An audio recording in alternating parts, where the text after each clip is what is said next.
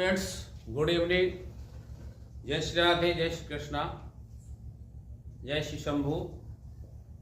आज intermediate grammar syllabus का ये थर्ड क्लास है। क्लास थर्ड का ये पार्ट ए है और most important part of the grammar syllabus from primary level to higher level, which is called interchange of active and passive voice. तो students, इस class के अंतर्गत आज हम भुवन मिश्रा इंग्लिश क्लासेस पर सबसे मोस्ट इम्पॉर्टेंट चैप्टर, सबसे मोस्ट इम्पॉर्टेंट ग्रामेटिकल रूल जो मोस्टली स्टूडेंट्स ईगर रहते हैं जानने के लिए, what is active and what is passive. So today I will discuss about interchange of active and passive voice without any delay, without any hesitation. So let's join us to leave all of your important work, because this is the most important work. If you are a student, if you are an intelligent student, real students. So without any delay, let's start the class. Class number third है, transformation of sentences का most important class है। Class number 3 के ए में इसका इसलिए हमने यहाँ डाल दिया क्योंकि आज हम बताएंगे कि how to change one kind of tense into another kind of tense, to change active voice into passive voice. Through the lesson, through the topic interchange of active and passive voice. Active और passive voice का पारस्परिक परिवर्तन, क्योंकि transformation का अर्थ ही है to change one kind of tense या one kind of sentence into another kinds of या rules of sentence is called, without changing its meaning is called transformation of sentences.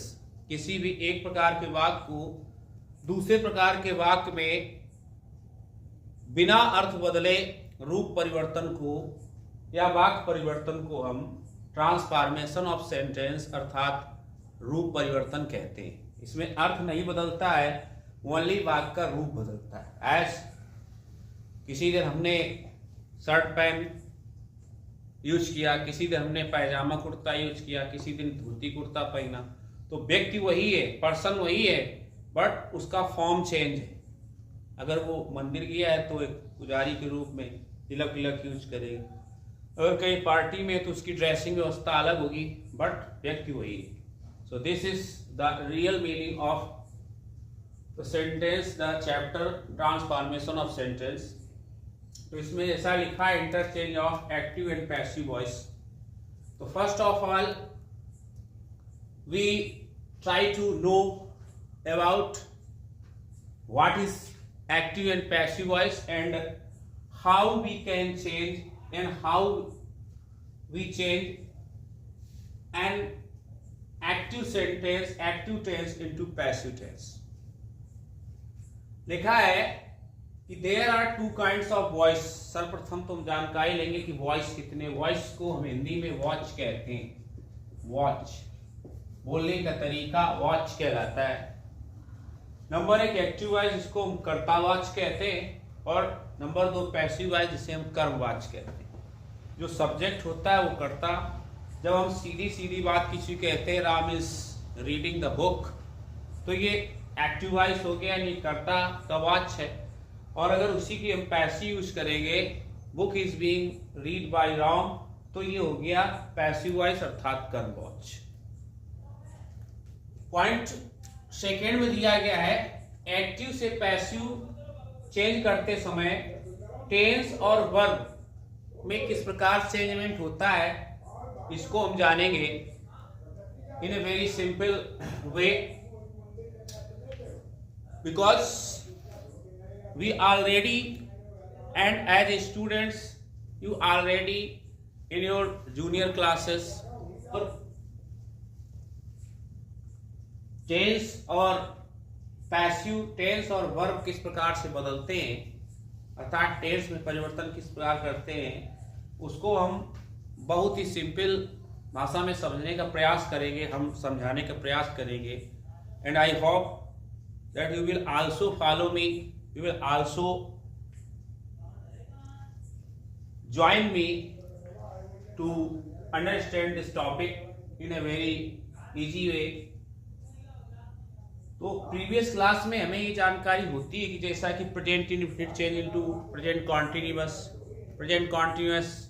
No change, being के साथ इजारम में से कोई एक प्रयोग करके वर्ब की थर्ड फॉर्म लगाते हैं, present perfect change into present perfect continuous, present perfect continuous no passive नहीं बनती है। इस प्रकार से past change into past continuous, past continuous में वाज वर्ब के साथ बीइंग प्लस वर्ब की थर्ड फॉर्म लगाते हैं, past perfect change into past perfect continuous, past perfect continuous no change. इस प्रकार फ्यूचर में future indefinite change into future continuous no passive नहीं बनती, future perfect change into future perfect continuous और future perfect continuous no passive. तो ये तो हमने प्रीवियस क्लास में सीखा है, लेकिन थोड़ा अलग तरीके से और आसान शब्दों में हम समझाने का प्रयास कर रहे हैं। तो एक तरफ हमने लिखा एक्टिव वॉइस, दूसरी तरफ लिखा पैसिव वॉइस। अगर हमारा एक्टिव वॉइस का सेंटेंस प्रेजेंट इंडेफिनिट टेंस में है तो पैसिव बनाते समय अगर नया सब्जेक्ट सिंगुलर है तो इज का प्रयोग, प्लूरल आ रहा है तो आर का प्रयोग, अगर पीछे मी है तो आगे आई के साथ एम का प्रयोग करके वर्ब की थर्ड फॉर्म लगाते हैं। अर्थात अगर एक्टिव वॉइस का वाक्य हमारा प्रेजेंट टेंस में है तो उसमें इज या आर या एम में से कोई एक लगा के सब्जेक्ट के अनुसार, सब्जेक्ट के नंबर और वचन के अनुसार नंबर लगाकर हम नंबर और जेंडर के अनुसार लगाकर वर्ब की थर्ड फॉर्म लगाते हैं। नंबर 2, अगर एक्टिव वॉइस का सेंटेंस प्रेजेंट कॉन्टिन्यूअस टेंस में है तो ये नो चेंज होता है, हेल्पिंग वर्ब वही रहती है, इज या आर एम के साथ बीइंग। प्रेजेंट इंडेफिनिट और प्रेजेंट कॉन्टिन्यूअस में अंतर है, इसमें बीइंग नहीं लगता है, इसमें बीइंग के साथ वर्ब की थर्ड फॉर्म और लगा देते हैं। अगर एक्टिव वॉइस का सेंटेंस प्रेजेंट परफेक्ट टेंस में है तो पैसिव बनाते समय इसको प्रेजेंट परफेक्ट कॉन्टिन्यूअस ले जाएंगे, इसमें हैज या हैव के साथ बीन प्लस वर्ब की थर्ड फॉर्म का प्रयोग करते हैं। यदि एक्टिव वॉइस का सेंटेंस प्रेजेंट परफेक्ट कॉन्टिन्यूअस में है तो इसकी पैसिव नहीं बनती, present perfect continuous no change. अब हम पास्ट को देखेंगे। अगर एक्टिव वॉइस का सेंटेंस पास्ट इंडेफिनिट टेंस में है तो पैसिव बनाते समय वाज या वर्ब के साथ वर्ब की थर्ड फॉर्म लगाते हैं, क्योंकि पास्ट कॉन्टिन्यूअस की सारी क्रियाएं हेल्पिंग वर्ब्स वाज या वर्ब होती हैं। But this point is remembering that we always use third form in a passive voice. Which kind of tense we change into passive voice?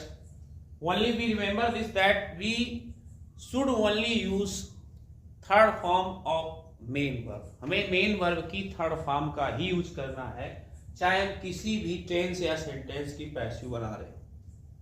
This is the remembering point. आगे लिखा है past continuous, already बता चुके, no change event होता है, वही क्रियाएं was या वर्ब के साथ बीइंग और जोड़ देते हैं प्लस वर्ब की थर्ड फॉर्म। इसके बाद past perfect tense change into past perfect continuous अर्थात हैड बीन के साथ वर्ब की थर्ड फॉर्म लगाते हैं। इसके बाद past perfect continuous no passive, इसलिए हमने यहां मेंशन नहीं किया है। अगले पॉइंट में future indefinite change into future continuous अर्थात विल बी या शैल बी के साथ वर्ब की थर्ड फॉर्म लगेगी। Future continuous no passive, future continuous की पैसिव नहीं बनती है। इसके बाद लास्ट बचा future perfect change into future perfect continuous अर्थात विल हैव या शैल हैव के साथ बीन प्लस वर्ब की थर्ड फॉर्म लगाते हैं। This is the point of remembering that we should always use third form of the finite verb. Finite verb बोले तो main verb की पैसिव बनाते समय हमेशा थर्ड फॉर्म का यूज करते हैं। इस प्रकार in today class we knew that how to change one type of tense into another.